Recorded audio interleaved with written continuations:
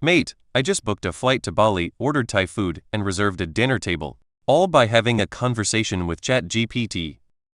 Look, I know this sounds like science fiction, but we're literally living through the biggest shift in how we interact with technology since the smartphone, and I've got the receipts to prove it. OpenAI officially rolled out what they call actions. Think of them as ChatGPT's hands and feet in the real world. According to their technical documentation released in late 2024, ChatGPT can now connect with over 10,000 third-party services. That's not marketing fluff, that's in their API documentation. But here's where it gets wild. Expedia, one of the world's largest travel booking platforms, announced their official ChatGPT integration in their Q4 2024 earnings call. I'm talking about booking actual flights, not just browsing them. Same with OpenTable, they've integrated their entire reservation system. I tested this myself last week. I literally said, book me a flight from Sydney to Melbourne next Friday, economy class, under $200. And ChatGPT didn't just find options, it walked me through the entire booking process, compared airlines, even warned me about baggage fees. The whole thing took 3 minutes of conversation. But here's what nobody's talking about: the psychological shift this represents. Dr. Sherry Turkle from MIT, in her recent paper published in the Journal of Human Computer Studies, argues we're witnessing the emergence of conversational commerce. We're not clicking buttons anymore, we're having conversations with our technology like it's a trusted travel agent. Think about that for a second. When was the last time you actually enjoyed booking a flight? The endless tabs, comparing prices, reading fine print. ChatGPT just turned that nightmare into a chat with a knowledgeable friend. And the food ordering? Uber Eats, DoorDash, Deliveroo, they're all integrating. I can now say, I'm craving something spicy but not too heavy, under $25, delivers fast, and ChatGPT considers my dietary restrictions, past orders, even the weather to make suggestions. Then orders it for me. The challenge is, but hold on, before we get carried away in this tech euphoria, let's talk about the elephant in the room. Because not everyone's celebrating this revolution. Privacy advocates are absolutely losing their minds.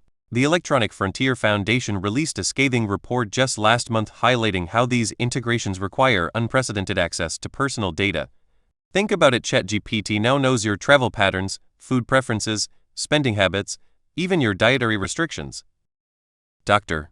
Julie Cohen from Georgetown Law, in her recent analysis in the Harvard Law Review, raises a crucial point: we're trading convenience for comprehensive surveillance.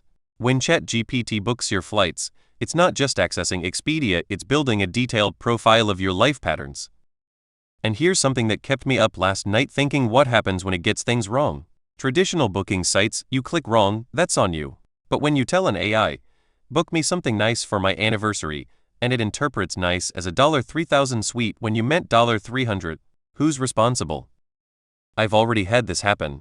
Asked ChatGPT to order lunch for the office, and it ordered for 20 people when we only have 8. The AI made assumptions based on typical office sizes from its training data. Cost us $180 in extra food. Consumer protection laws haven't caught up. According to legal expert Professor Ryan Kahlo from University of Washington, there's a pacing problem. Technology is evolving faster than our legal frameworks can adapt. Finding balance. But here's where this gets really interesting and why I think we're missing the bigger picture in this debate. What if the solution isn't choosing between convenience and privacy, but reimagining how we think about AI assistants entirely? I've been experimenting with what I call transparent AI assistants.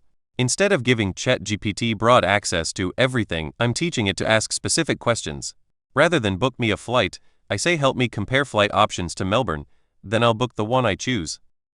And something fascinating is happening. I'm actually becoming a better consumer. When ChatGPT explains why one flight is cheaper, different terminal, longer layover, no meal, I'm learning things I never bothered to understand before. My mom, who's 67 and usually asks me to book everything online for her, is now using ChatGPT to research her own trips. She told me last week, it's like having a patient grandchild who never gets annoyed at my questions.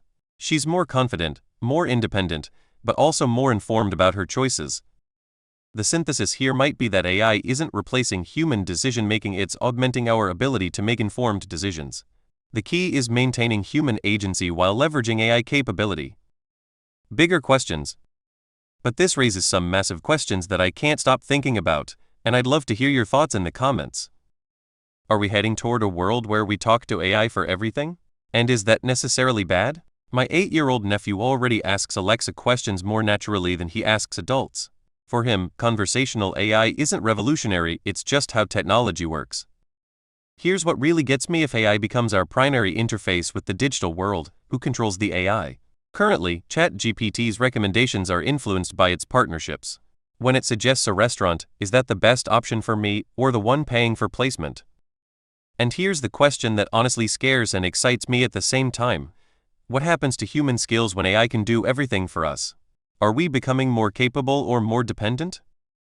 I want you to try something this week. Next time you need to book something or order food, try both methods the traditional way and through ChatGPT.